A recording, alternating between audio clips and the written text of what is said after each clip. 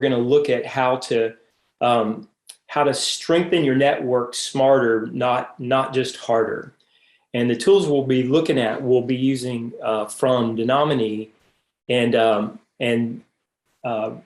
if you want to get in touch with them at any point, Chris Reynolds is on staff with them. You can touch base with him. He's here today, and you can talk to Shane Stacy as well, or you can talk to. You can go online and just go to denomini.com and look and see what's available to you there for ongoing training. So we are so thankful for you guys. Part of what we're doing as Association of Network Leaders is we want to have the strongest network possible. And so in order to do that, we have to come back and take a look at what's driving the vehicle. If you guys have in your chat feature, if you want to say, hey, this is my vehicle, if you're really proud of it, I want you to know that my son, he met one of his lifelong goals. He worked and ate beans and peanuts and peanut butter sandwiches for a long time so that he could buy himself a Tesla. And he was so proud of having that car. Like he got in that car and it was a beautiful, wonderful deal, but he thought it would be like until he was, in his 50s, and he is actually 26 years old, and he has figured out a way to look at the things that matter to him and to accomplish something that he wanted to get to. And so, so what kind of car are you driving? What sort of vision do you have? Because as a leader of a network, we want to make sure as we walk through this that what we're looking at together is the reality that vision is what drives our mission forward. So we want to make sure that everybody has this. This is a great tool. Some of you have already used this tool in the past, but vision is what's driving the car. You have control of the steering wheel when you have clarity of vision. You have control of the speed that you go, and you have control of the direction or the destination that you're looking for. So vision is what drives us, and it gets us to our destination.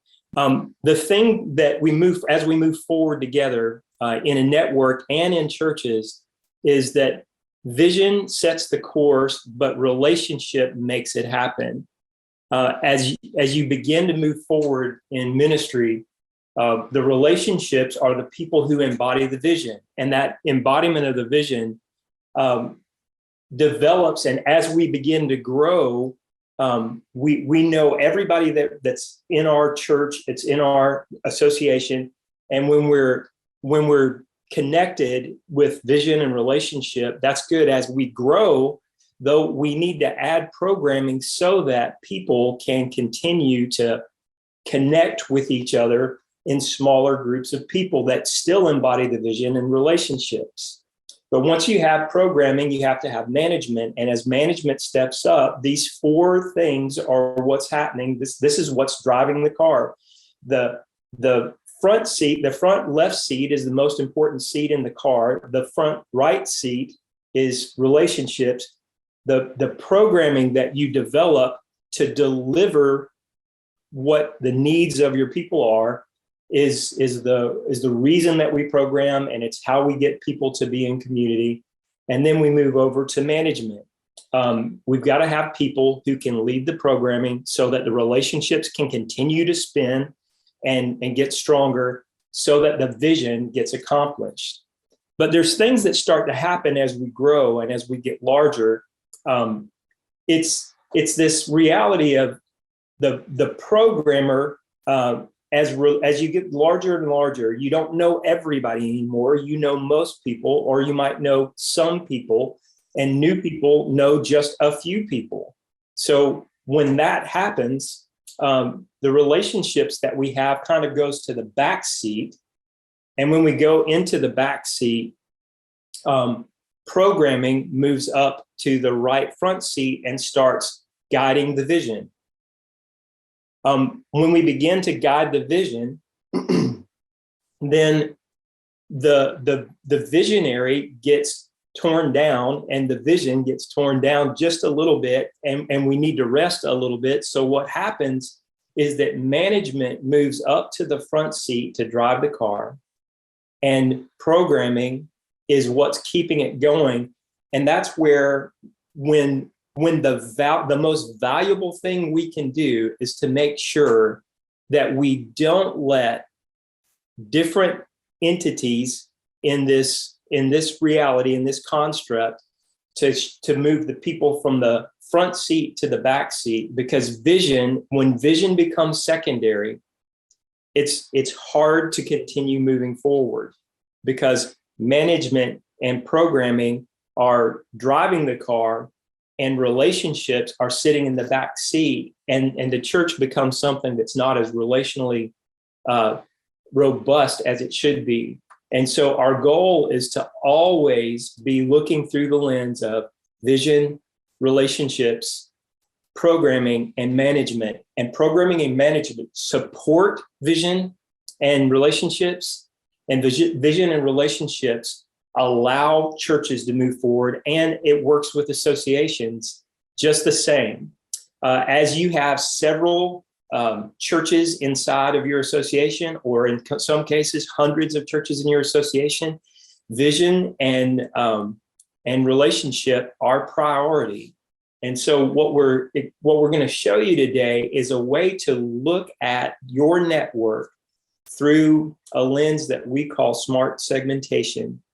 And smart segmentation is a way for us to look when you guys are leaning into maybe 60, 70 churches, maybe in some cases it's a smaller amount, 20, 25 churches, or a handful of churches.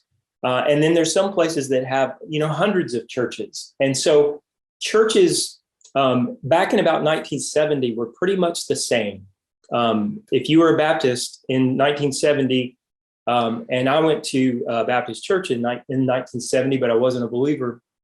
In that season of life, I could go to pretty much every Southern Baptist church, and it would be a pretty similar experience. And over the last 30 years, what we've discovered is that now, as we've moved forward, the denominational structures that helped us and that we presented in our churches was pretty similar. So you could have a pretty constant experience in Baptist life if we continue back in the 70s. It's hey, a welcome, 3 hymns and 2 hymns in my church, and we always skip the third rhythm of it. So we'd say, hey, so let's not do the third, let's do the first, second, and fourth verses. And we would do that, and then there would be a special, and then the pastor would preach, and then he would offer an invitation. And some people would come to Jesus sometimes, and then we would sing the doxology, and we would walk out. And so everything was pretty similar. Well, over the past 30 years, what we've discovered is there's no 2 churches that are alike anymore. So if you're leading a network, they're very diversified. And we want you to take a look at this construct that we've got up here related to smart segmentation. And we just want to kind of walk through this with you. There's some things that'll be left in the portal for you after we finish talking about this. But I just want to walk through these quick, because we don't have tons of time to go into deep meaning with this. But as I said, you could touch base with Chris Reynolds, who's on this call today. So in the condition of mission, what we're doing is we're looking at churches that have missional health. And so we've created, Will Mancini has created a construct that George Bullard pioneered, and we've been using this for a while, and it's a great way for us to look at churches, because if you have more than 20 churches, you have to be an expert on 20 different visions to help those churches do what God has called them to do. You have a vision for your association, but they have a vision for their churches. And so we want to make sure that your vision gets executed as you lead and develop and come alongside the vision of churches and help them move forward. But we go through this condition of mission from these categories: leading, living, longing, lagging, languishing, and launching. We just want to go through these like really quick. That the code we come up with is L1. So at the top, this church is stellar with relationship to the mission. They know what the mission is. They're stepping into their vision. There's health, leadership, trust, external focus. There's demonstrated disciple making and ministry innovation has taken place. Ideally, the church has embraced its role to generate resources and innovation for other churches. And so as the leading church steps in, there's only about 5 to 10% of churches in any geography that is in this category. They're doing the mission of God that they've been called to. They're living out their vision, and they're stepping into mission. So that's the condition of mission that we call leading. And they're L1. So L2 is living. This is a living category. These churches are doing well. There's about 5 to 20% of churches in your association probably that fit inside this category. We have some bandwidth there, so we don't know what exactly it is, but we know it's somewhere in that category. So the living churches are strong, but they're no longer stellar. They may have been stellar at one point, and then maybe they kind of shrunk back over time, or there have been some challenges that they've faced, but they're still really strong, and it's effective ministry that continues with stability. And it may be pre or post plateau. It could be on its way up to a leading church, and they're at the space of living right now, and they could move up to that, or they may have been in leading space and coming back down. So it kind of depends what sort of journey that you're having as to whether this is a great place. The L1 and L2 are two great places to be in churches, and somewhere between 5 and 20% of our churches are in this category. And so the effective ministry is continuing. It's stable. There is like a lack of total innovation. There is some innovation, but it's not as full, as robust as it could be. It's a passionate culture of mission that has cooled off a bit, or that you haven't yet gotten to. And so the church has a great reputation, and people in the church know and love it. Okay, so the third category that we have is longing. So longing, L1 and L2 church are the strength of the Southern Baptist Convention. They, in associations, they're the people who allow you to, hey, use our space if you need to. We want to be engaged. We want to be helpful. We want to know what's going on. And the leading church doesn't necessarily always need a lot of help from anybody else, but they're so strong that their strength can pull other people along. And L2 churches do that same thing. And when you get to longing churches, L3 churches, that's again about 5 to 20% of the churches that you'll find in your association, your network, in your denomination. And the church is no longer strong, but it feels stuck. But the leaders really want to come out of that moment. They want to come out of the stuck moment, but they don't know exactly what to do. It's kind of like an 8-cylinder engine that loses a cylinder or two somewhere, or hasn't gained all 8 of its cylinders yet. And they're hungry to learn. They want to move forward. And as a result of that, they're asking for help. They're saying, hey, I really want to get to the next level. I'm looking for a network leader that will help me with that. Can you help us with that? We know what our vision is. We know what our mission is, but can you, in your vision of coming alongside churches, how can you help us get to the next step in our vision? So they ask for help, and that's a good thing. The fourth category, L4, is we call lagging. And so lagging churches are struggling, and it's been a normalized feeling of, we're struggling. We don't know what to do. We don't want to be stuck.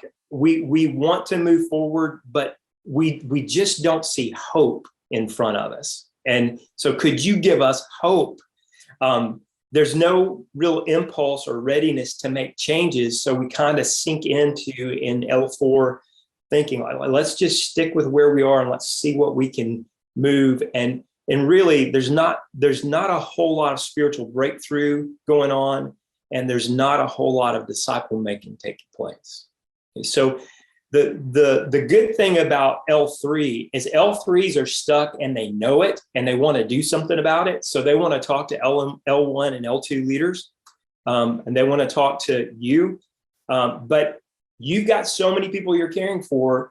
We want you to have a full, robust network where you can look at the churches that are strong and develop some relationships with the churches that are trying to get strong. And so when we get to the last category, it's tough to talk about this, though. These are languishing churches. L5 churches are languishing churches. It's a church that's sick. It has the lack of spiritual vitality that can stem from many causes, sometimes even by mistrust or internal fighting or complacency. Spiritual breakthroughs needed with a significant organizational renewal, or maybe considering a replanting process. Those are the types of things that happen. And we just want to get your attention down there on that L0. Those are launching churches. It's a church that's starting and could be L1 through L5, somewhere on that category within 18 months if they have a coach. And so what we look at as we move forward with this is there's network strategies that we can do, and they fit different needs. Now, you may want 3 categories in your association. You may want more categories. You may want 6 or 7 categories.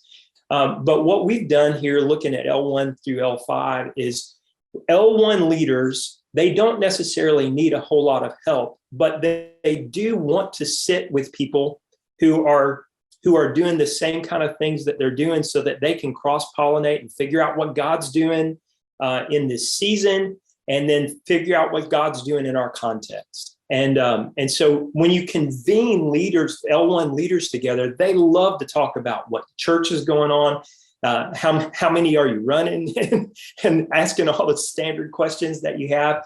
But we want to create a dynamic for collaboration, and we want to distribute innovation. If somebody's doing something really well with the Muslim community, we want them to be able to share that with somebody else. And when we pull people together to convene, just really good, beautiful things begin to happen. And so in our living churches, they're still trying to kind of get to the place where they're not just strong, but they're trying to get to stellar. So again, the L2 churches are churches that you can convene and you can coach them, and you can distribute breakthrough learning. And as you come together with those are going to be the kind of things they're looking, because they're trying to get to the next step where they can be in the strongest position with their mission. Then when we move on to the longing churches, the ones that want to get there, we need to coach. We need to find coaches for them that are going to help them get over specific areas that they need to do that will get them up to an L2 level. And you can consult with people. You can distribute case studies of things that have happened that have made things better. And then when you keep moving down L4 to the lagging churches, this is where you need to consult, and you need to divine some consulting opportunities for them. We'll talk about how to do that in just a minute. We'll catalyze anything that we can catalyze. We're going to come alongside them to bring catalytic moments to them, probably by introducing them to someone that's just a step ahead. And then in the languishing role, L5, the network strategy is we want to console, we want to help them any way we can, even if it means that we're going to try to step forward in some ways and help them figure out, could we maybe merge with a church? Could we maybe give some value to a church? Is there something we can do that will move us forward? Well, we want to show you a little bit about how this does. There's a sheet that you can have later, and you can write these down. But when we look at size culture, we're not saying size culture is super important, but I had 4 kids. That meant I had to buy a minivan, right? So if you're somebody and you have 1 kid, like, you can have a typical car, but I had to have a minivan. So when people are in different size cultures, and you can see here that we've got 800 plus, 400 to 800, 200 to 400, 100 to up to 100. So when you're looking at these, there's some things we want you to know. We're not asking you to evaluate the pastor. We're asking you to look at the health. We're looking at the church. Is the church executing vision? The second thing that we want you to think about is not evaluating size, but evaluate health. And health means, are we doing what God has designed us to do? Are we lined up with our vision? Are we doing it? Those 2 things, really important. So the size doesn't matter, but the size does mean it's different. And so larger churches love to hear from other larger churches. And it's okay for you to put them together in categories, and it's okay for you to lean into them to lead. The other thing is, we're not evaluating network engagement. If you have a church that's not engaged, then go engage them. go spend some time with them. And even if they're not giving, well, they're probably never going to give if you don't go engage them. So we want to encourage you to do that. And so here's just a few sentences we want to give you, and then we'll kind of roll this up for you. Through the SMART segmentation lens, what it does is it opens up a new kind of 80-20 principle for how to distribute time, resource, and personnel. And sometimes when we say this, people feel like we're not being kind, but I promise we're trying to be kind, because the health of the whole is determined by the strength of the few. And so when you have strong churches, the best way you can help them is, hey, can I help someone else? Is there somebody that our church has something that's really distinctively unique, and can they teach that to me? I'd love to hear from somebody that can help me in an area where they're strong. So we're recommending that you give 80% of your time, your talent, your resources to the L1, 2, and 3 churches, because the L4 churches, you can still resource them because we totally love them, but we need to give them about 20% of our time. And we do that with all the training that we do and all that sort of stuff. And we have meetings together, and we encourage one another so we can continue to give them attention that they need. But if the network is going to be strong, we have to create people moving from L3 to L2 and L1. And the more we have in that category, honestly, you're going to start being someone who barters relationships with, oh, you want to know how to do Vacation Bible School better? This church does it better than anybody else. Let me connect you with them. And you start, instead of having to meet all of their needs, you start connecting them to people who can do it. So here's just a few other key sentences. We want to build value with L1 and L2 leaders by demonstrating strategic stewardship, which is utilizing their skills to pass it on to others, and to get them together to talk about how we can move things together in our region and in our area. The next one is activates a powerful daily lens. Like the L1 to L5 category, you can look at churches and know, like, you can go in and sit with people and have a service, and you can get a pretty good run on, hey, where do we think this church is? And then do some homework and go take that pastor to lunch and say, hey, tell me how things are going, and just keep looking through that lens. Then the fourth category here is classify the best strategy of engagement with any particular church. Every church has its own vision. They're not asking you to bring new vision to their place. They want to know where you can offer help to them. On number 5, we want to enable the association to target its communication and invitation to different kinds of needs. If you have a bunch of church planners, that's probably a pretty specific group of people. And the L1 leaders may be interested in that because they may be wanting to plant some churches, but most of the other churches don't have the same needs of a planting church. And an L5 church doesn't have the same needs as an L3 church. So we want you to think about targeting it in a way where your communication is aiming at where they are, instead of, hey, here's everything we're doing over the whole year, or everything we're doing until Jesus comes back is on this page. That's all you need. So the last one here is we want to reorient the invitation into mentoring relationships between churches and the association. Now, just one quick thing to show you here is we want you to think just a little bit about the reality. If L1 and L2 churches are the healthiest, strong, and if what we said is true, the health of the whole depends on the strength of the few. You see that happen in the peloton at the Tour de France, right? There are people who draft off of other people. And what we're saying is that L3 churches can draft off of L1 and L2 churches, and you don't have to be the only consultant that they have in town. It can be other pastors, other leaders, churches that are doing well. And we want to care for the L4 and L5 churches, but we really need to keep this fixed distance principle in mind. It's too far for the L4 churches to jump up to L2 and L1 in a quick amount of time.